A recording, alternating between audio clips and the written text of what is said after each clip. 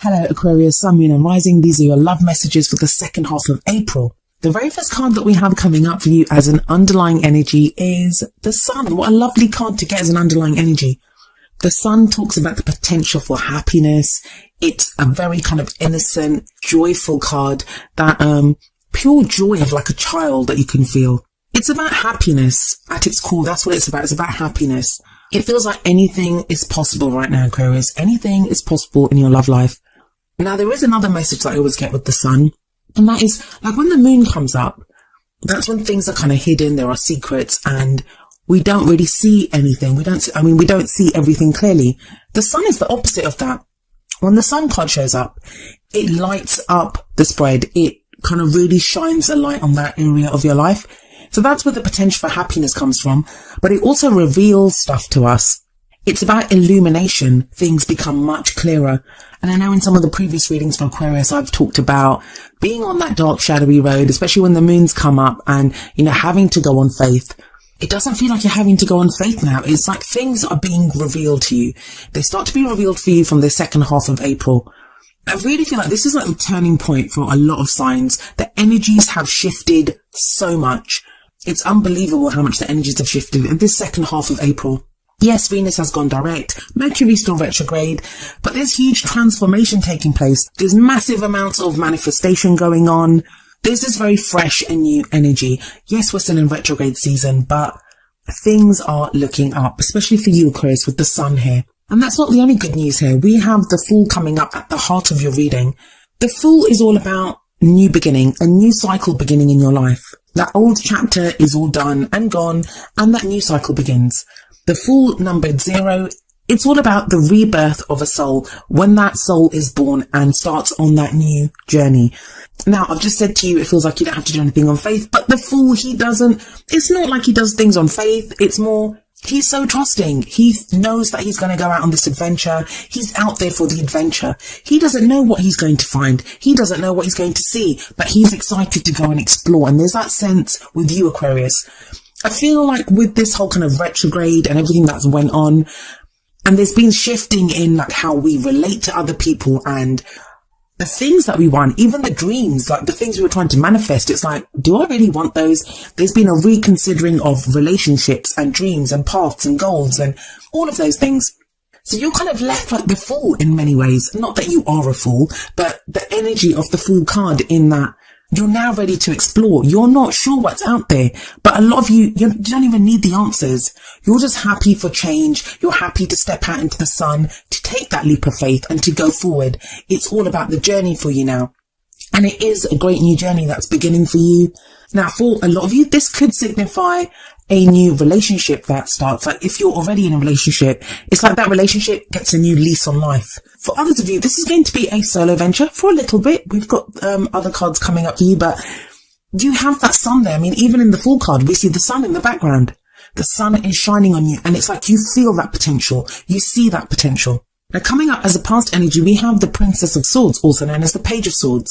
This, Aquarius, tells me that you've just come through a time where forget tact, forget caution, you have brutally been getting at the truth. You may have been ruthless with your own truths, like figuring out what you hold true at this time or hold true within your love life.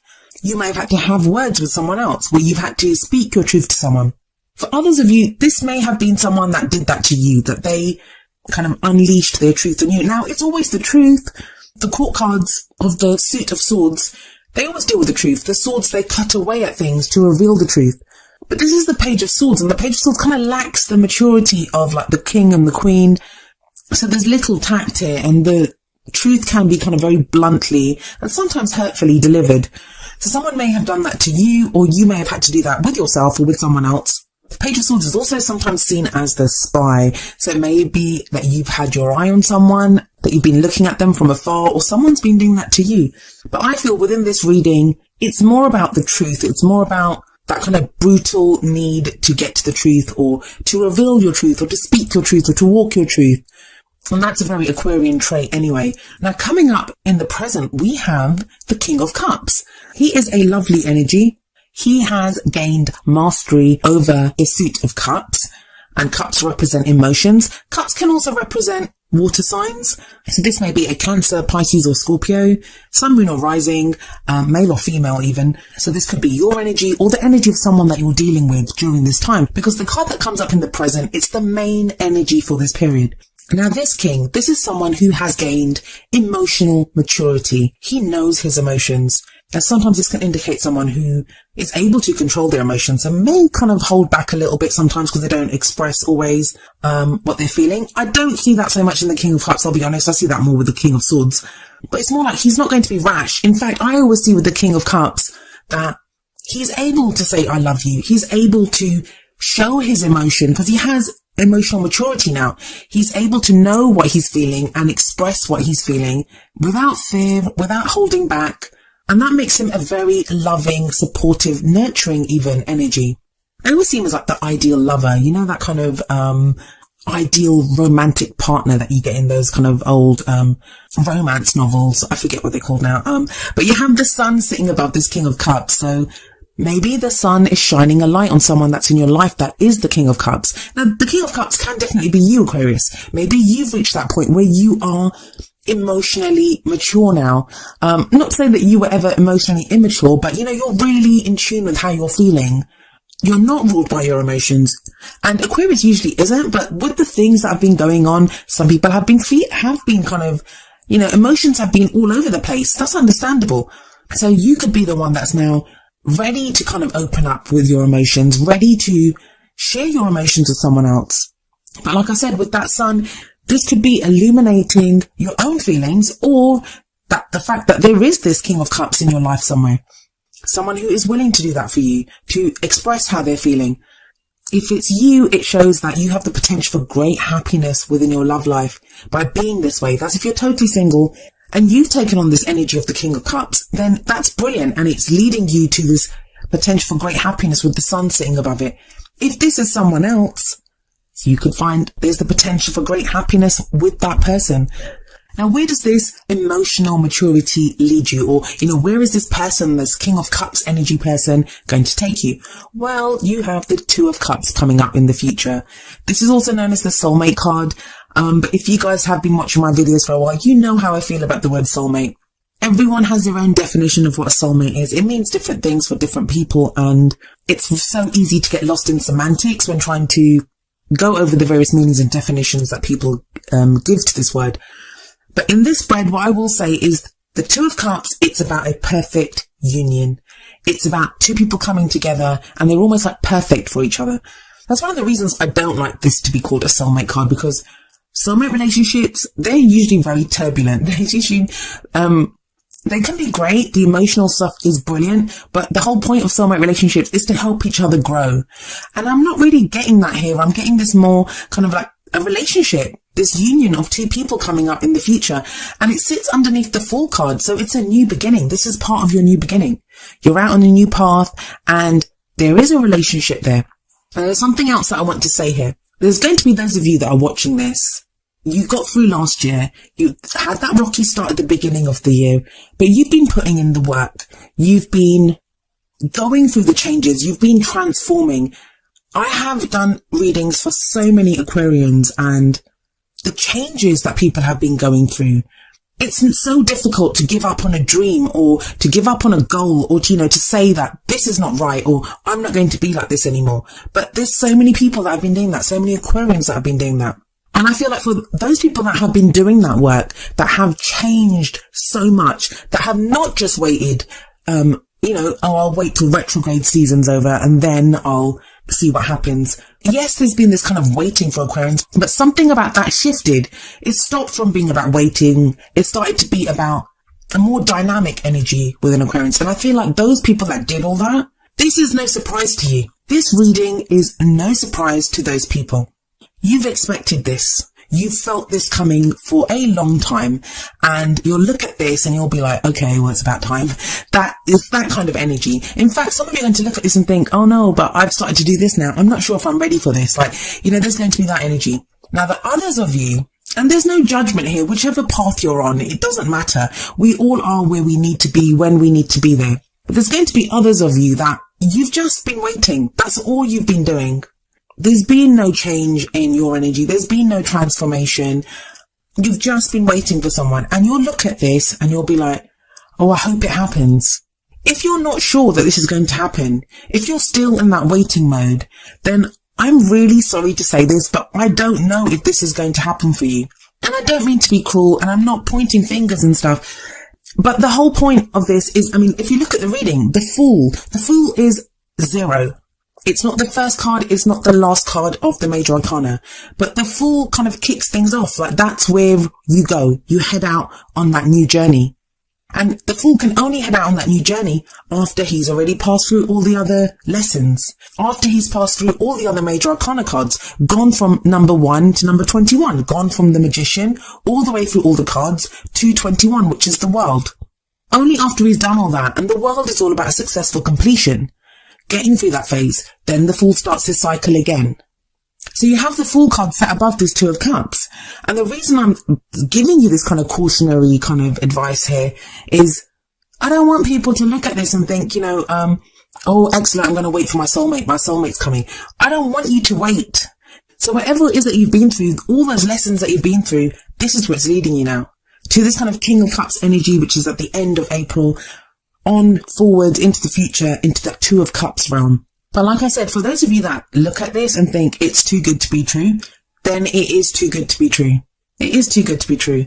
But there's going to be those of you, and let me know in the comments, those of you that feel this, you are looking at this and you're like, I knew this was going to happen. I knew this is where my path was leading, and that all the work that I've done for my love life, in my love life, that this is where it's been leading me.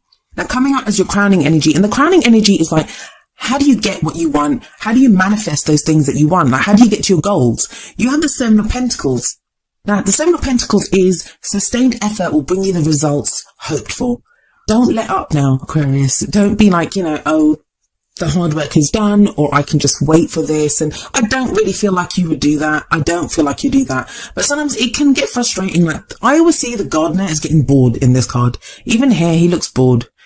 You've been doing the same thing again and again. Everyone needs a break. So it can be just that thing of like, you can be frustrated and waiting for your rewards to come in. The Seven of Pentacles, it is a card of reward. Yes, it says, you have to put in the work and then you'll get those rewards. But that's why I was saying before that, for those of you that have done the work, this is your reward. From all the Aquarians that I've spoken to, and I've spoken to so many, most of my clients are Aquarians. So many people have put in the work, and I hope this reading resonates with as many of you as possible. But just keep doing what you're doing, Aquarius. You're there.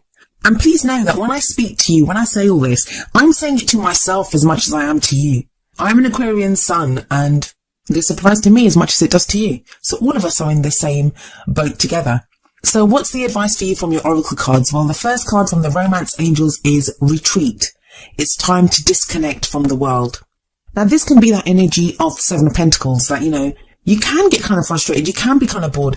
For some of you, actually, I'm getting this, that Seven of Pentacles, it may be that instead of your love life, instead of focusing on your love life, or maybe while you're waiting for your love life to fix itself, or after you've done all that work on it, some of you are focusing on work matters, like practical things.